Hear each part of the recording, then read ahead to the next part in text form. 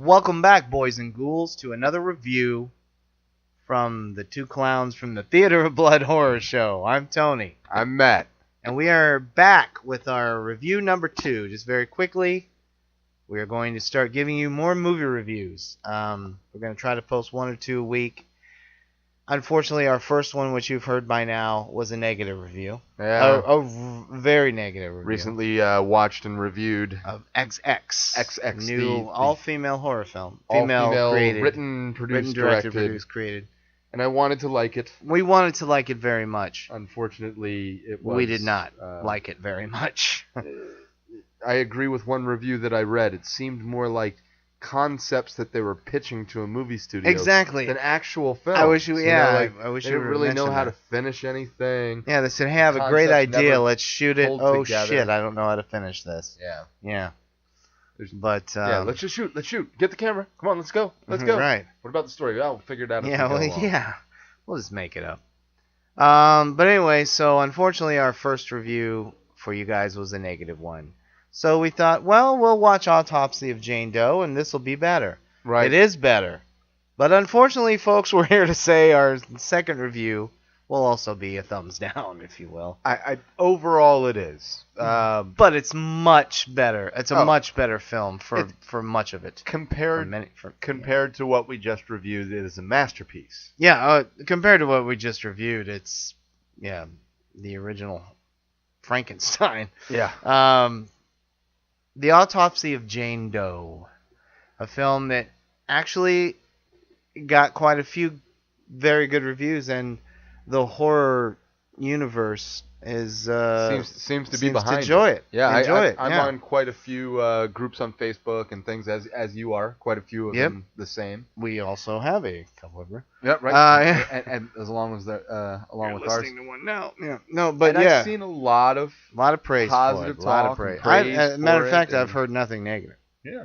And I could see why, and I was excited when I watched the preview. I was excited for this film. I think maybe one of the reasons I'm giving it a negative review right now is because I built my expectations up a little too high for what it did not deliver. And also because of the buzz. The buzz was ridiculously high. I thought I was really sitting in for something unique, special, different, amazing. It was for about 40 minutes. Maybe even a little longer. Even an hour. You know, yeah. It was. So you want to describe the plot there for the peeps? Let's start it off. I'll give the plot, and I'll give you kind of some of the things that I really liked about it, because I don't want people to get the wrong impression. This movie is not complete shit. It isn't. It is not. There's a lot that they do well. So I'll start off with the plot. The plot is the police are at a house where a mass set of crimes have gone off. Seems like a lot of people have either killed themselves or been killed by other people in the house, and they have unearthed a body in the basement. Okay? They have no idea who the body in the basement is, so they're sending her to the morgue to figure out who she is. The morgue is being run by the great Brian Cox. The original Hannibal Lecter. Yep. And Emil Hirsch. Yes, the great Where the Hell Have You Been, Emil Hirsch. Yeah, who's kind of disappeared a little bit, but, you know. Who gave, very quickly, in my opinion, should have been Oscar nominated for his wonderful performance in Sean Penn's should have been Oscar nominated Into the Wild. Yeah, yes. Into the Wild was great. Wonderful. At the end of that movie, I was like, damn. Yeah, Hirsch God, that could totally happen. You know what I mean? I could see myself in that same situation. Dying slowly. I was going to say, it did happen. It's a true story. Yeah. But both of which give very good performances in this film. I would go on to say. Great performances. And so they are a father and son team that runs a family business of being in a mortuary. So they get this woman in, and their objective is to identify her, how she died, and who she was. And that becomes a supernatural mystery, as while they're working on her, creepy things start happening in and around their mortuary that they run. And she has no identity, ergo the title. Yep, Jane Doe, and trying to figure out who she is. That's I guess as much of the premise as we'd like to give you. That's as much as you'll see on the previews. Again, we can't really. And there are some twists here, so I'll leave those for you, the viewer, to discover on your own. Sure, and especially because people really like this film. Really? So we don't want to spoil anything for you. Yep. But very quickly, directed by Andre Ovredal, Norwegian, so I don't know if that's pronounced right. Ovredal. He did a film that I thought was okay called Troll Hunter that got a little bit of buzz. It's fun. I mean, it's all right. It was all right. Yeah. But this is his first American film. You said a lot. I mean, unfortunately, as much as we can say. The positives. Brian Cox, Emil Hirsch, wonderful performance. A great setup. Yeah. The whole beginning, the whole crime scene, the whole getting her body there. Oh, first, wonderful I would say setup. you were like 40 minutes to an hour. And then I was in my seat. I was glued and paying attention to what was going on. It was good. Yeah. It was good. It was good. And then when the creepy stuff starts happening, the director really used slow pans on dark hallways, dimly lit. The hallways, the set design of the hallways in the mortuary reminded me of, in a way, the distant cousin of the set design of Silence of the Lambs, where they kept Hannibal Lecter.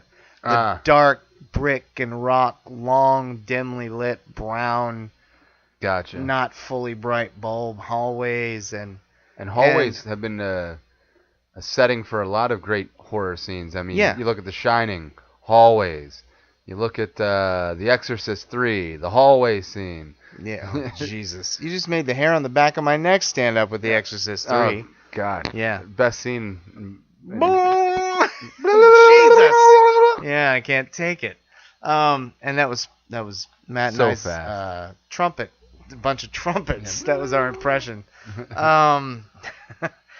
No, all that is good. The set design is good. The look of it is good. It's very creepy atmosphere for a time, and decent enough, character development for the father and son. They do seem close. The relationship between them seems natural. Yeah, and he has a nice, if a bit undercooked, the son, romance with a girl. His girlfriend. His girlfriend, right? Yeah, yeah. And, the mystery of who this girl is interesting. And the ways that they're going about it and their pathology of discovering what killed her, things of that nature, is interesting. It keeps you interested. It is for a long time. And it's very, it's linear, straightforward. You're not grasping at straws. It's not concept. No. It is. This is a, beginning to end horror film where you know what's going on. And there is very faintly, and I don't know if you saw this, and I don't know if I even mentioned it, but in the way he shot the scenes of them working on the body and the conversations they were having whilst doing it, a little bit Lynchian, if you will. Yeah. David Lynchian. Yeah, I could see that. Yeah, I can see that. A little bit. Yeah. I don't know if he's just on my mind right now, but I thought that at the time. We were just previously discussing we're gonna give you some Lynch here pretty soon. We're gonna give you some Lynch stuff. Yeah. But no, it is creepy. It is well done for much of the film, and then it commits what we talk about often in horror movies, the cardinal sin. Your setup is so strong and then the ending can't compete. The ending can't compete, and you just throw it away for cheap scares, and that's what happens. Felt very much that way. Yeah, it was forced. It was. And I remember we had mentioned it during the movie. Please, this is so good so far. Yeah, Please don't fall apart at the end. Give us a real ending. Minutes later, it just falls apart, and it gets perfunctory. It gets, oh, we've seen that a million times before, and it gets a bit silly. We can't talk about why. You know what? Talking about it again, I really think for the first hour it was great, because when it fell apart fast, and then it was over. Until what happens to make them leave that room. Right. It's fine. Right. It is a very good movie. And then from that point on, you're only talking about another 20 minutes total, I think. And from that point on, it just... The 20 minutes... It's like they were trying to push scares on you. Yeah, that 20 minutes... They were trying to push scares on you. ...is everything you've seen before and done better, and it's a barrage. Yeah. It's just... And it doesn't stop, and I don't mean that in a good way. If we're talking about Aliens, it has the slow build, and once it starts, it doesn't stop for the next hour and a half. Right. That's good. Right. And the last 20 minutes of Autopsy of Jane Doe is bad. And it doesn't stop, and it just keeps hammering things to the point where it became annoying to me. I was annoyed by the end of this film. It drove me. I was like, come on, let's stop all this and get back to the stylistic creeps that we had before, and we don't. Yeah, agreed. And then the ending, the final, I can't say, but is almost like a, well, let's try to end it as we began it with, and it doesn't work. And I thought there's kind of a double twist thing that they try to pull off. Yeah, that's what I was talking about. I thought if they'd have just gone with the first twist the way that they were going, I thought that would have been a better, more satisfactory explanation of who she was. Would have been better. And how things were going on. And you could have brought it to a better conclusion with that. And again, I'm not giving any spoilers. Yeah, I'm trying to not say what the He didn't need all the histrionics at the end. You know what I mean? Yeah. He didn't need all that and stuff. And it killed the vibe of the whole piece. Yeah. For me.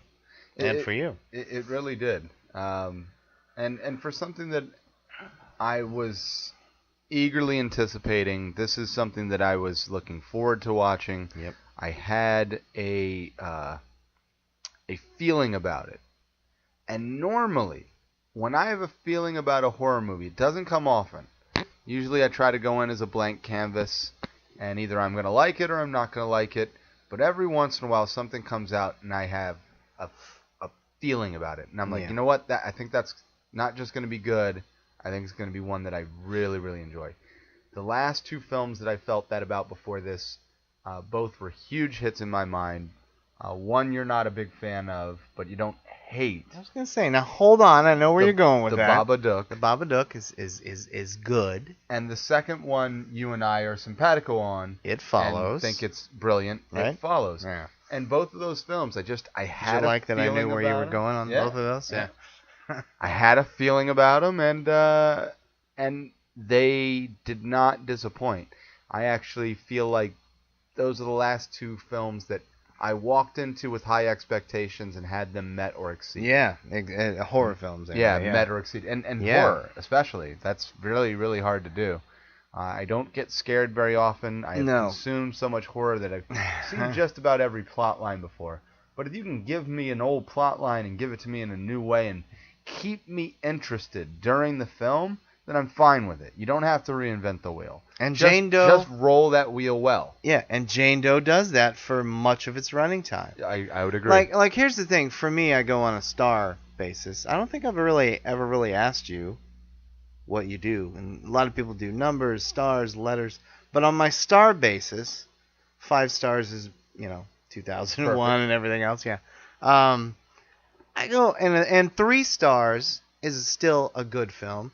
I go 2.5. It just misses because of the, and I will say, atrocious final act. So 2.5 would put you right into 50-50. 50 bad, 50 Yeah, good. I guess you're right. It would, yeah. Yeah, and I if that were the scale I was going off of, I would say I'd be pretty close. Yeah. I may push it up to...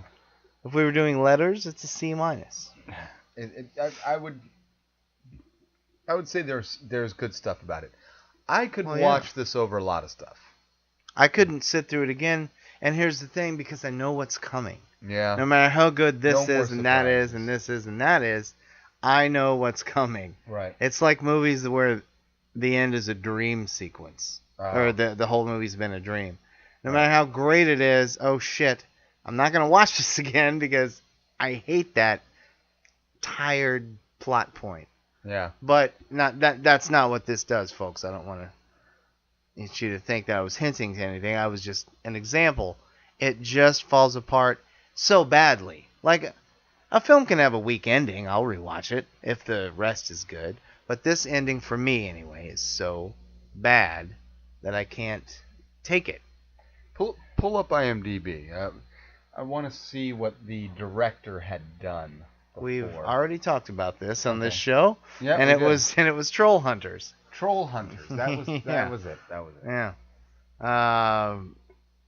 But yeah, no, I mean, for me anyway, there's nothing more to say about this. I think we can leave it there.